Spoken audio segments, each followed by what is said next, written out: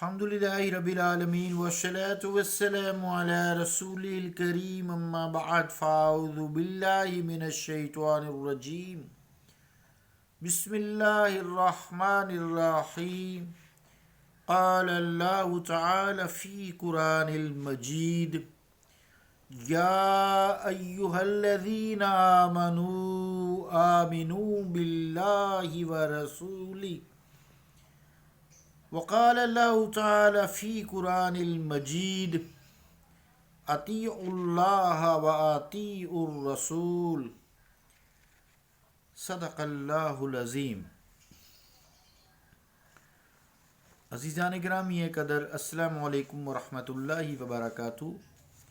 قرآن مجید کی جو آیات میں نے تلاوت کی ہیں، اس کا ترجمہ یوں ہے کہ اللہ تعالیٰ نے قرآن کریم میں فرمایا ہے، اے ایمان والو،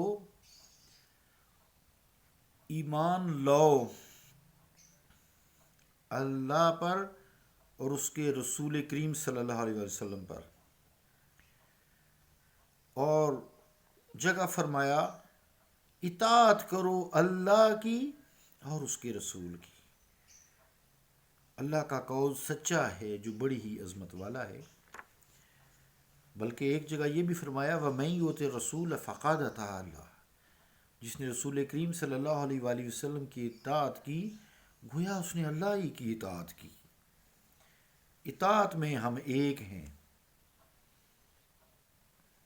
اطاعت میں ہم ایک ہیں، لیکن ڈرو اللہ سے۔ قرآن نے کہا فَاتَّقُوا اللَّهَ وَأَطِیعُونِ، رسول نے کہا میری اطاعت کرو۔ خوف اللہ کا، اطاعت رسولوں کی۔ تو جو رسولوں کی اطاعت ہے وہ اللہ ہی کی اطاعت ہے، چونکہ اللہ ان کو حکم دیتا ہے۔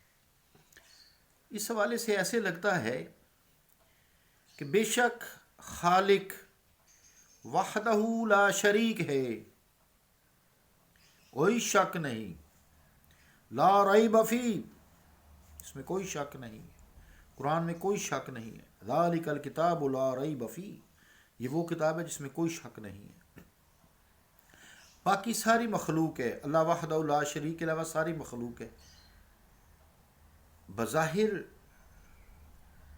تو اس کی مخلوق ہے نا، تو جو اطاعت کرے اس کا شریک تو نہ ہوا نا۔ شریک تو وہ ہوتا ہے جو نقصان دیتا ہے، تو اللہ کو کون نقصان پہنچائے گا۔ اسی ٹاپک کو بڑھاتے ہوئے حضرت معین الدین چشتی اجمیری، حضرت معین الدین چشتی گولڑوی المعروف بڑے لالا جی، حضرت نصیر الدین شاہ صاحب رحمۃ اللہ علیہ کے والد گرامی، چراغ گولڑا کے والد گرامی نے ایک شعر فرمایا تھا، وہ یوں ہے کہ وجود غیر اللہ کی نفی، وجود غیر اللہ کی نفی یہ ٹاپک ہے۔ اور شعر یوں ہے کہ دو عالم میں کوئی نہیں غیر اس کا، دو عالم میں کوئی نہیں غیر اس کا، وہ خود ہی ہوا ہر جگہ جلوہ فرما، مگر باوجود اس کے کہنا یہی ہے، وہ جن و بشر ہے نہ حور و پری ہے۔ عزیزان گرامی قدر، اس شعر کا مفہوم جو ہے وہ یوں نکلا کہ دونوں عالم میں اس کا کوئی غیر ہی نہیں ہے، اس کا کوئی غیر نہیں ہے۔ جو دوئی کی بو ہو، تو اگر کوئی دوئی کی، دوسرے معبود کی، دوسرے جو خدا ہے یا اللہ ہے یا پالن ہار ہے، اگر اس کی کوئی سمیل بھی ہوتی تو کہیں دو چار وہ ہوتا، ایسی بات نہیں ہے۔ یہ تو عیسائیوں نے خود کہہ دیا جی کہ یہ جی عقیدہ تثلیث ہے، قرآن نے بھی یہی کہا ہے کہ عیسائیوں کا عقیدہ تثلیث ہے، غلط ہے، مشرک ہیں، اہل کتاب وہ مشرک ہیں۔ اسی طرح یہودیوں کا بھی یہی ہے کہ اب ان کا عقیدہ کیا ہے، عیسائیوں کا، کرسچینز کا، کہ God is one, son is one, روح القدس is one, they are not three gods but one God. نہ کسی کو سمجھا سکتے ہیں نہ کسی کو سمجھ آ سکتا ہے. عجیب و غریب قسم کی یہ کہانی ہے. یہ عقیدہ تثلیث کے والے سے وہ فرماتے ہیں، کرسچین جو ہیں وہ کہتے ہیں God is God, son is God, روح القدس is God, they are not three gods but one God.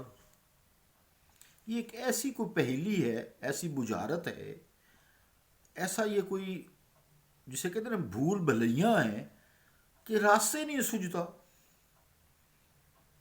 عجیب و غریب قسم کا شرک ہے. تو ہندو جو ہیں ان کا تو خیر 50 لاکھ کے قریب بت ان کے ہو گئے ہوں گے. اب 36 لاکھ میں نے کسی زمانے میں کئی سال پہلے سنے تھے. ایک بندہ اتنے خداؤں کو یاد ہی نہیں کر سکتا. بہرحال شعر کی طرف آتے ہیں کہ مراد یہ کیسے لگتا ہے کہ دونوں عالم میں بو ہے ہی نہیں دوئی کی.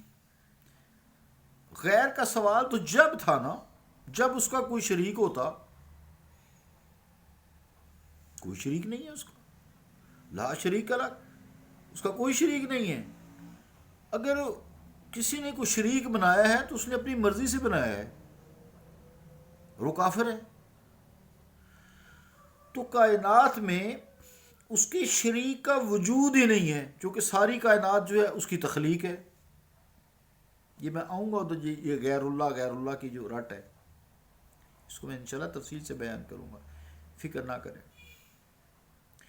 اب یہ ہے کہ بھی جب کائنات میں اس کا شریک نہیں، دوئی کی سمیل نہیں، اس کے شریک کا وجود ہی نہیں، تو پھر یہ وجود غیر کے کیا معنی؟ ٹھیک ہے نا، یہ معنی تو ہوتے ہیں. پھر یہ وجود غیر کے کیا معنی؟ گویا جب بات تحقیق شدہ ہے کہ کائنات میں اس کا کوئی شریک نہیں، قرآن بھرا پڑا ہے ہر جگہ یہی ہے، لا الہ الا اللہ، لا شریک الگ، اس کا شریک مت ٹھہراؤ، جنہوں نے شریک بنایا ان کو نیست و نابود کر دیا گیا. تو مراد یہ کہ یہ خود تسلیم کر لیا گیا ہے کہ گویا اس کا غیر موجود نہیں.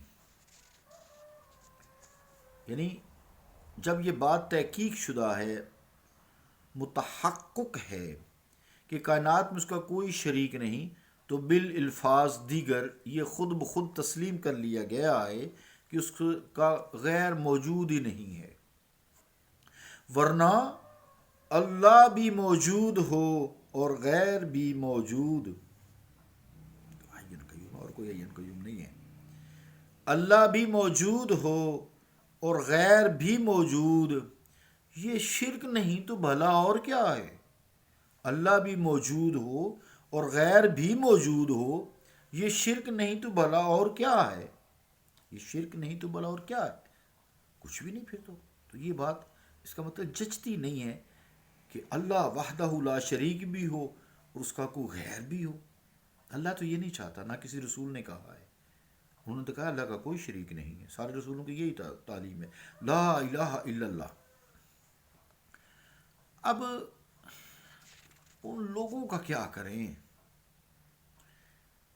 کہ جو غیر اللہ کی رٹ لگائے رکھتے ہیں، غیر اللہ غیر اللہ غیر اللہ، یہ بھی تو ہے نا. پھر خواہ مخواہ فتوے داغے جاتے ہیں. یہ بھی میں نے آغاز کیا، اس کا مضمون آگے تفصیل میں آئے گا، آپ کو مزید سمجھ آئے گی. کیا کریں آپ؟ یہ غیر اللہ کی رٹ ہے، پھر یہ بیماری ہے کہنے کی، پھر یہ متعدی بیماری ہے، اور اب تو یہ بیماری وراثتی ہو گئی ہے غیر اللہ کی رٹ لگانے کی. پتہ نہیں کیا رٹتے ہیں. کچھ کسی کی رٹ تو سمجھ آ جاتی ہے نا. اب مثال ہے جن کو موسیقی کی سمجھ نہیں ہے، میں ایک مثال دے رہا ہوں، وہ ہمارا سبجیکٹ تو نہیں ہے لیکن میں ایک مثال دے رہا ہوں. اب وہ لگے رہتے ہیں سارے گاما پا دھا نی سا سا نی گا پا ما، یہ لگے رہتے ہیں سارے گاما پا دھا نی سا سا نی دھا پا ما گا رے سا. دیکھیں اب آپ کو کیا سمجھ آ رہی؟ کچھ بھی نہیں سمجھ آ رہی. سارے گاما پا دھا نی سا سا نی دھا پا ما گا رے سا. اوپر جلدی جلدی بھی کہتے ہیں نا، سارے گاما پا دھا نی سا سا نی دھا پا ما گا رے سا. اب کیا سمجھ آئی کسی کو؟ یہ کیا ہے؟ مشکل کام ہے نا. تو یہ جو رٹ لگاتے ہیں متعدی بیماری ہے، اس کا پھر کیا کریں کہ جیسے اللہ تعالیٰ کی ذات کے علاوہ کوئی صفات صفت کوئی ایسی مخلوق نہیں ہے جو اس کی شریک ہو، اور اس جیسی کوئی اور ذات اس کائنات میں موجود ہی نہیں ہے، تو پھر غیر اللہ کی رٹ کیسی؟ اب اگر ہاں میں جواب دیا جائے تو اس کا مطلب یہ ہوا کہ وہ خود خدا کے کسی شریک یا غیر کے وجود کے قائل ہیں. یعنی اگر کہا جائے بھی ہاں ہے، غیر اللہ ہے، تو اس کا مطلب ہے کہ جو کہتا ہے غیر اللہ ہے وہ قائل ہے پھر غیر اللہ کا، کہ کائنات میں بھی غیر اللہ موجود ہے.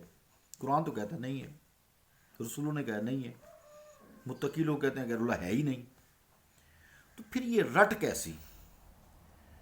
پھر جو غیر اللہ کے وجود کے قائل ہیں اور جس کے خلاف پھر سارا محاذ چل رہا ہے، قائم ایک محاذ قائم کر رکھا ہے، لوگوں کو پیچھے بھی لگایا ہوا ہے، اور اگر یہ جواب دیا جائے کہ ان کا جواب نفی میں ابھی غیر اللہ نہیں ہے، جیسا کہ شعر سے واضح ہے کہ دو عالم میں کوئی نہیں غیر اس کا، وہ خود ہی ہوا ہر جگہ جلوہ فرما، مگر باوجود اس کے کہنا یہی ہے، وہ جن و بشر ہے نہ حور و پری ہے. لا الہ الا اللہ کا مطلب یہی ہے نا، اس کے علاوہ کوئی معبود نہیں ہے. اللہ تو بار بار کہہ رہا ہے، رسولوں نے سب نے یہی کہا ہے. تو اب اگر ان کا جواب نفی میں ہو تو اس کا مطلب پھر یہ ہوا کہ وہ خود بھی اس حقیقت کو سمجھتے ہیں کہ خدا کی طرح کائنات میں کوئی ایسی ذات موجود ہی نہیں ہے جو قائم بالذات ہو، حی القیوم ہو. اللہ جیسی حی القیوم کوئی ذرا سی بھی کوئی ذات کسی میں ایسی نہیں ہے صفت جو اللہ جیسی ہو بہو اللہ جیسی ہو. ہر ایک کو جو اس نے دیا ہے عطا کیا ہے.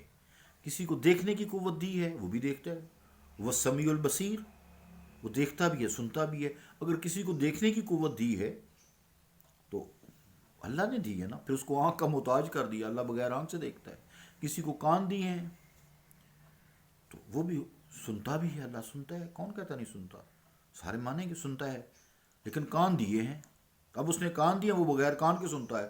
کہا اچھا تمہیں میں نے یہ دے دیے ہیں لیکن یہ کان لو، اس کے تم محتاج ہو. جب تک یہ کان نہیں ہوگا تم سن نہیں سکتے. پھر اس کے آگے سارے لوازمات ہیں، برین ہے، سارا ہے، نروز ہیں، وہ جو ایٹھ نرو کرنیل نرو نکلتی ہے، یہ ایک الگ میڈیکل ٹاپک ہے.